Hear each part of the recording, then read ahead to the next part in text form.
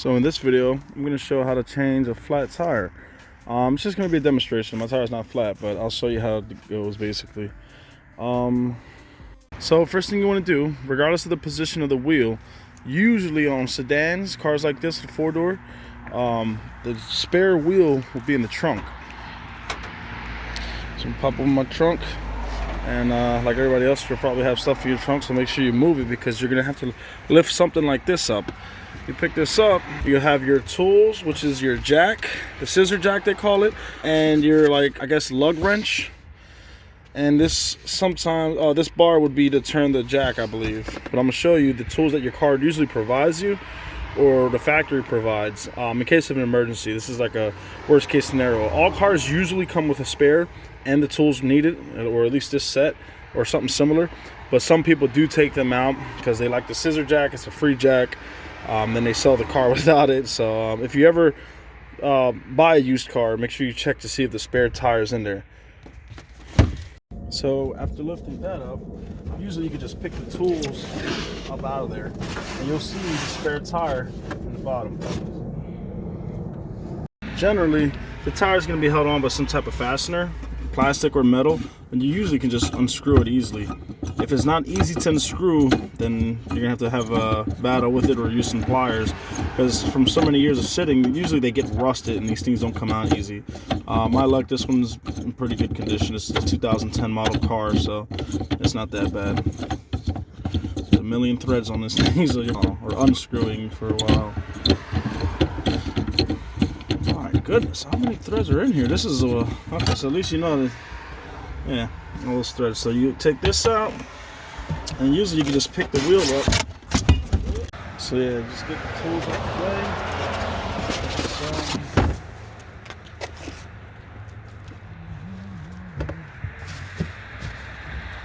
And then you should be able to just grab the wheel right out.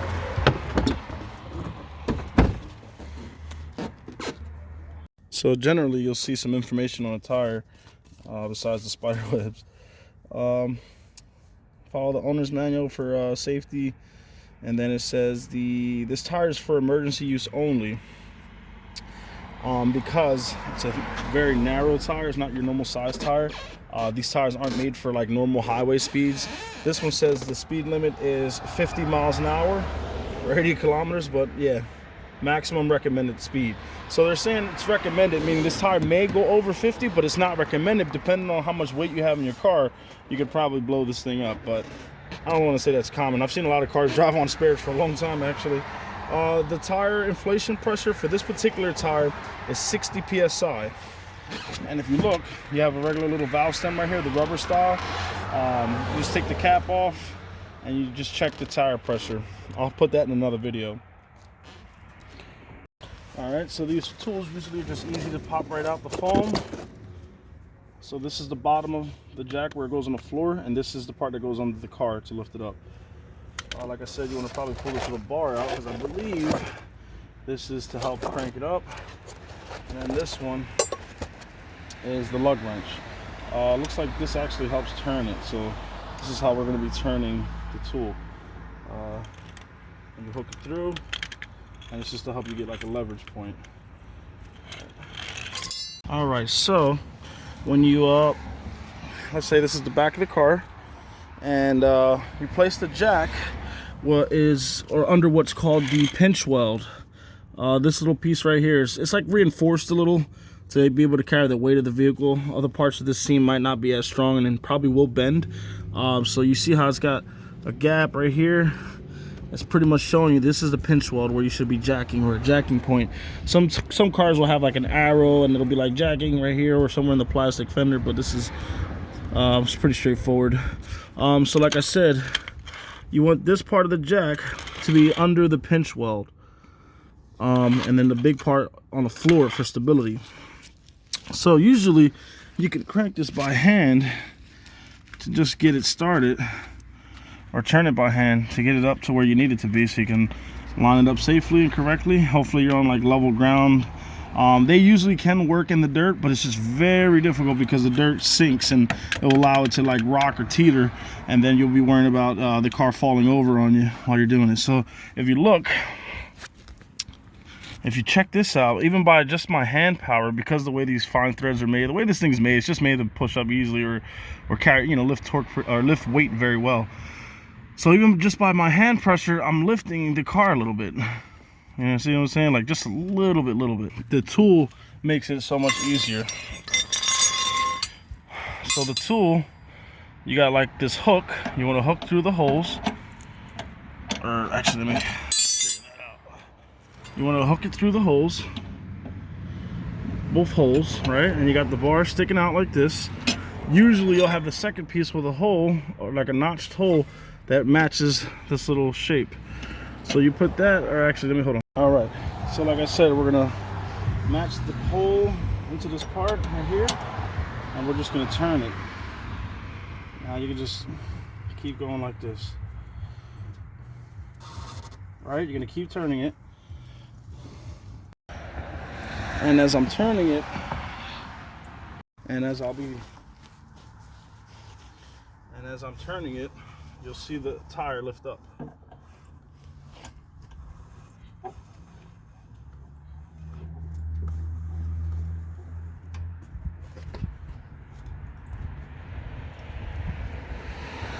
It does get a little tight because you're lifting the weight of the car.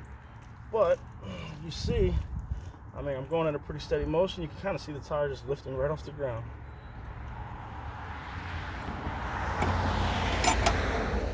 There you go. So I'm off the ground. So now once you get it off the ground, just stop there. You don't have to lift the car all the way up. The donut is usually, or the spare tire is usually a little bit smaller.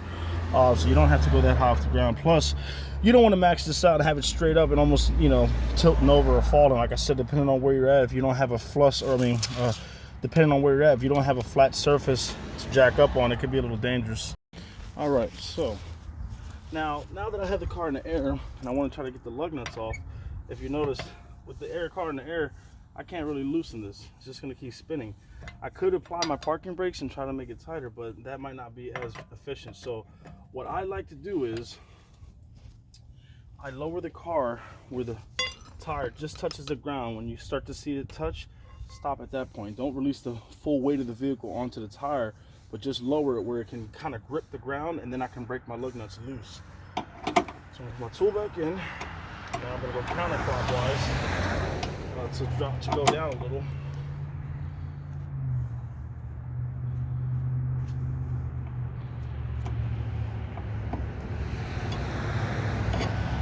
Right around there, looks like my tire's touching.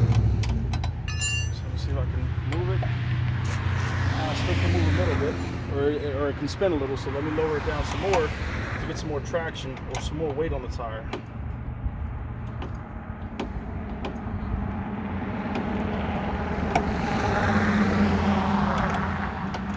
Sorry about the noise, I'm like out in front of the house. All right, let's see if this will move now. Oh yeah, that's not moving. All right, so what I want to do is leave the jack under the car, and you know, just to be safe, because you don't want the, like let's say you loosen all the lug nuts and you don't want the wheel like tilting outward and messing up the threads. Leave the jack under there, got some weight on the tire. The quickest and easiest way to do this would be put this thing on your lug nut and use your foot and kind of step down on it. You see how that moves so fast? This lug nut's already loose. This lug nut already, look, actually that wasn't that bad, because they only torque down to like 80 foot-pounds of torque. And yes, you can take one off. As long as you got your other ones tight, the wheel's not going to come off like that. But what I want to do is break all my lug nuts loose, and then lift the car back up so I can take the wheel off. There you go.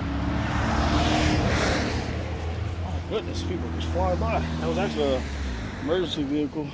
Hopefully everything's all right. Okay, so now that the lug nuts are loose, I'm going to jack this car back up.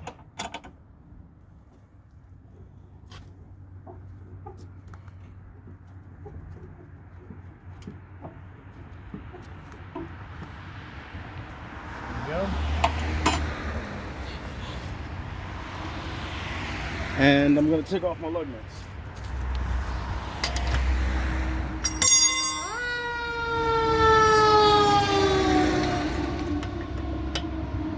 sorry for all the noise. I'm in front of the house. It's a beautiful day, but I live on a pretty busy road, if you will.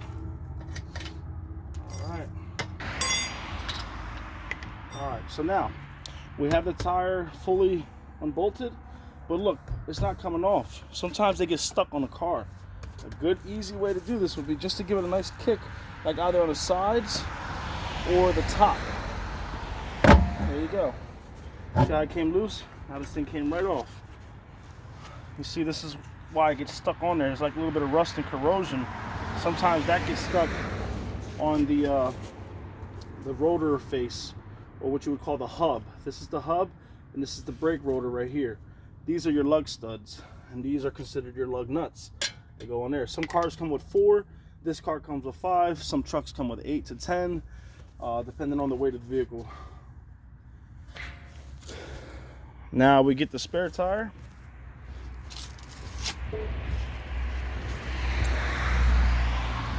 Or if you want to see the difference in size, I guess I could hold these up together. So they kind of look, this one's a little bit shorter, and obviously it's more narrower. Again, this tire is only for an emergency. It's for an emergency only, not for long-term use. All right, so what you want to do is try to lift it up, line the holes to the studs. There you go. Got all 5 lined up. And just hand start all the lug nuts.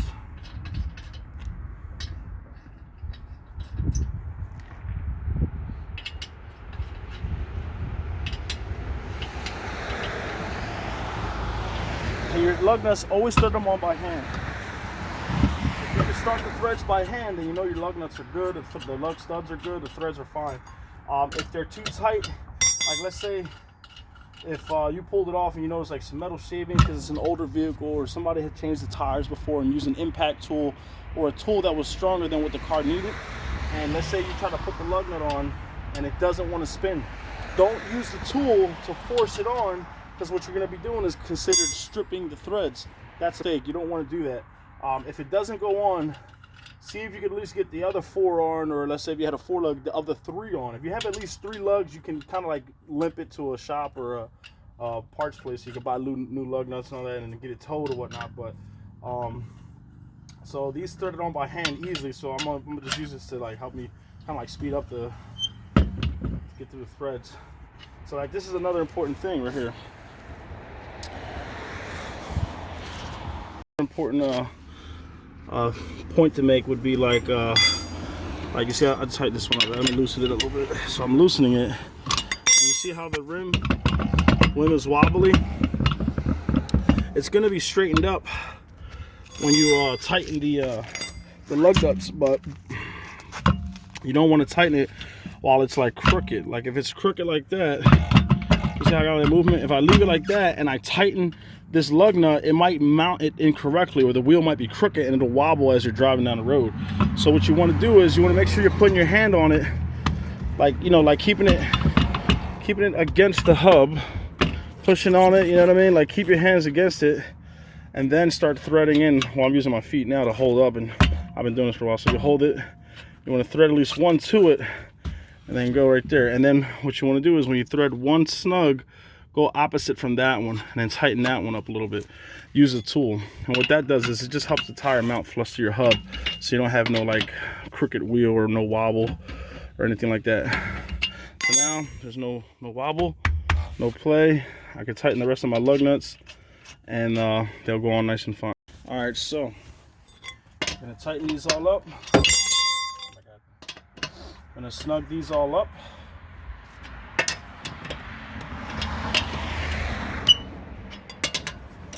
And kind of like the same deal with when we had to take off the lug nuts. I can't really step on this and make this really tight. It's just going to spin the wheel. So what I'm going to have to do is lower the jack a little bit to get the tire to just touch the floor, where I can start tightening these up so I'm safe to drive. If you leave it just hand loose like that, they'll vibrate off and the wheel fall off. So you don't want that happening. So remember, I'm just going to lower it just where the tire starts to touch the ground. I'm not all the way tight, so I don't want to release the whole weight of the vehicle on this thing. There you go. So I'm touching the ground a little bit. Now I'm gonna put this thing on. Remember, that way would be to tighten it because I'm on the passenger rear wheel. And just like how we did with the breaking it loose, I'm going to put a little bit of my weight on it just to give it a nice tight and snug. I can feel it stopping right there. I would really have to put my whole body weight on it, and I don't really want to do that. I'm 200 pounds, so that's a little excessive. If you're lighter, it might be okay, but just as a reference, let's say like you felt the nut stop there, you don't want to move it more than a quarter of a turn. If you could just do an A for a little bit of a quarter, like right here, I'll show you from here. Right there actually feels good because I was actually snuging them up. So that's like less than maybe an eighth of a turn. You don't have to go crazy because you want to be able to get these back off when you get to another shop, and when you get your tire repaired. You want to be able to make sure that they can take these off without stripping the lug nuts, because if you go too tight on this, you could actually damage the threads, and it'll just cost you more money and more parts and labor. So they're all snugged, and now I can release the weight of the vehicle all the way on this tire and find my way home, I guess, right? Or find my way to a shop.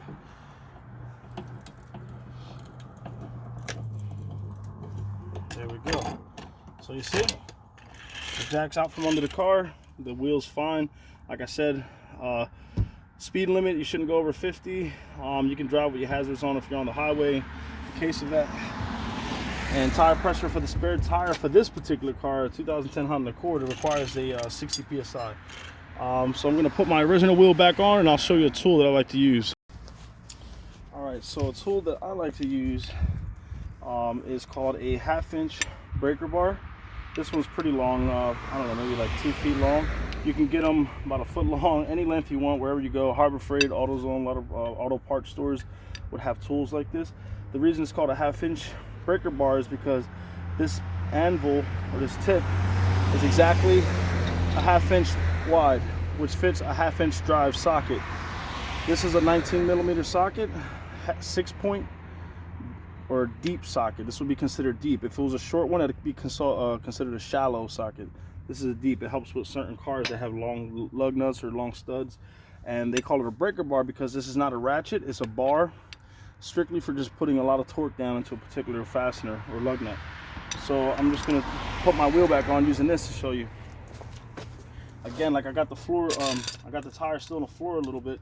I'm just going to break these loose, and it's so much easier. I don't have to really stand on it. I can just put my hands and my body weight and just push it down. It's nice and loose. I like to carry this around in case your car doesn't come with the proper tool or tools. In case your car, like I said, your car doesn't have a jack or the tool or the factory tool to take the lug nuts off, this is a good alternative. So I'm gonna jack it back up. Alright.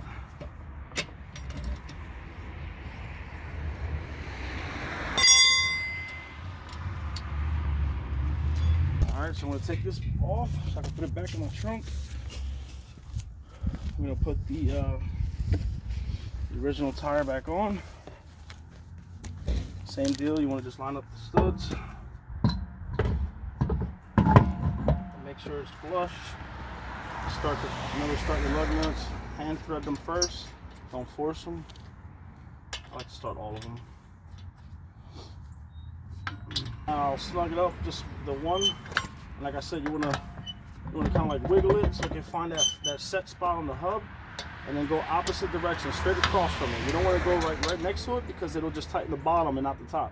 So you want to go across to distribute the torque to make the wheel flush to the hub with the rotor's face. Remember, like what I described earlier. So I'm gonna just get a little tap. Now I can just tighten them all up because I got two bolts or two nuts tightened from opposite of each other.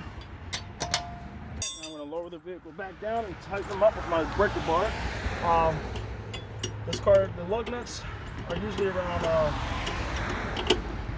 torque spec for lug nuts.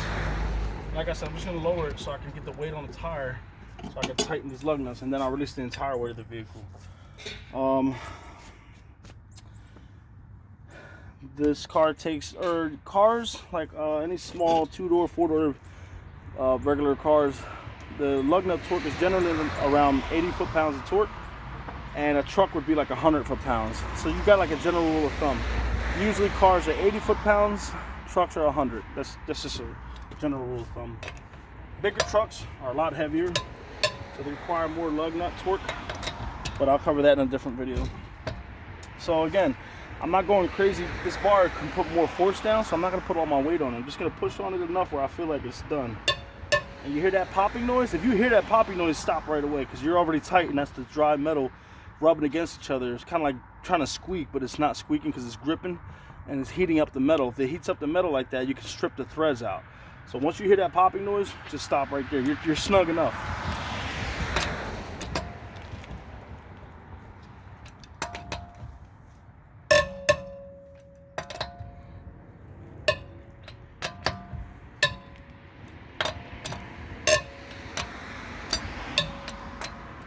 So that's around 80 foot-pounds. I got to go too crazy. And that's it. Now I can lower the vehicle. And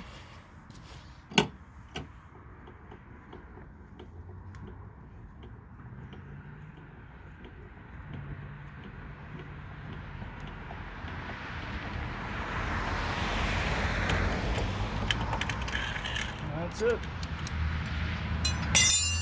What I'm going to do is I'm going to flatten this all the way out, so I can put it back in the little case that it came in, you know, in case I really do need it one day. Thanks for watching. Tune in for the next video will be how to check and adjust your tire pressures, and explaining about tire pressure monitoring sensors, cars that do and don't have them. Thanks again.